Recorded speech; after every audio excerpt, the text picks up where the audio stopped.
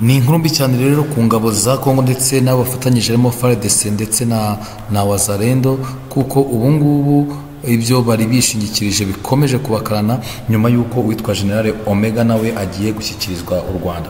General Pacifique Ntahunguka wamenyekanye ku izina rya Omega, wari umuyobozi w'ishami rya gisirikare rya FDL rizwi nka FOCA cyangwa se Force Combattante abacunguzi. Uyu nawe agiye gushyikirizwa u Rwanda cyangwa igisirikare cy'u Rwanda nyuma y'uko nawe yamaze gufatwa na M23 ku rugamba mu burasirazuba bwa Repubulika Iharanira Demokarasi ya Kongo. Mu kiganiro dukesha Imvaho Nshya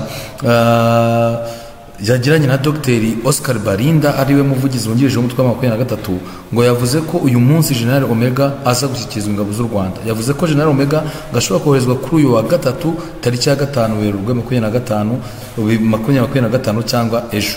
Yagize uti narababwiye dushobora kumuzana uyu munsi ariko turaza kubamenyesha. Icyakoze Dr Barinda avuga ko itangazamakuru riza kumenyeshwa umuhango wo guha ingabo z'u Rwanda General Omega wabarizwaga muri FDLR, umutwe w'iterabwoba ugizwe n'abasize bakoze jenoside yakorewe abatutsi mu Rwanda. Mwibutse ko uyu Omega agiye kugezwa mu Rwanda nyuma y'iminsi mike Brigadier General Gakwerere Jean Baptiste nabo ayoboye 13 bari muri FDLR bashyikirijwe ingabo z'u Rwanda ku mupaka munini uzwi nka La Corniche uhuza Repubulika ya Kongo ndetse n'u Rwanda. Mu mpera z'ukwezi rero kwa Mutarama uyu mwaka niho hari amakuru yatangajwe ku mbuga nkoranyambaga agenda avuga ko General Omega ngo yaba yaraguye mu mirwano yabahangaje na M23 ndetse n'ihuriro rya leta rya z'ingabo za leta ya Kongo ririmo FDLR na teritwari ya Nyiragongo, ariko burya ntabwo yari yarapfuye, ni nayo mpamvu nyine yafashwe. Mu mpera z'icyumweru kandi gishize kucye kumuvugizi wungirije wa 23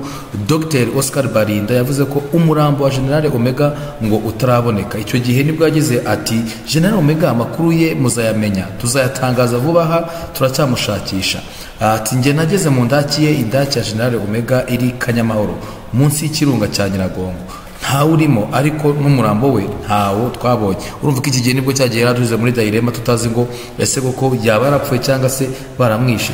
Ntahunguka rero uyu yarazwi ku yandi mazina nka Murefu, Nzeri na Israeli n'andi menshi. Ni uyu nguyu ni wari umuyobozi w'ishami rya gisirikare rya FDLR rizwi nka FOCA cyangwa se ibyo twavuze haruguru Force Combattante abacunguzi. Ubwo rero jenoside yakorewe abatutsi yatangiraga muri Mata 1994, uyu Omega yayoboraga bato ya 94 yakoreraga mu Mutara, aza gutsindwa n'ingabo za RPA Inkotanyi. Uru rugamba rero yaje no kurukomekeramo ukugura icyo gihe mbere yo guhungira i Kigali, aribwo nyuma yaje gutsindwa, ingabo nyine zaje gutsindwa zaho zari za FARE. Noneho uyu Omega kimwe n'abandi bakaza guhungira nyine muri Repubulika Iharanira Demokarasi ya Kongo, ariho bakomeje kwisuganya nyine ngo bajye bagaba udutero shuma ku Rwanda. Uyu rero mu bihe bitandukanye uyu mugabo yagiye yingingirwa gutaha na leta y'u Rwanda, ariko rwose akinangira. Murabyuka ko Kabarebe yabivuze inshuro nyinshi, ariko uyu nguyu akinangira akagutaha.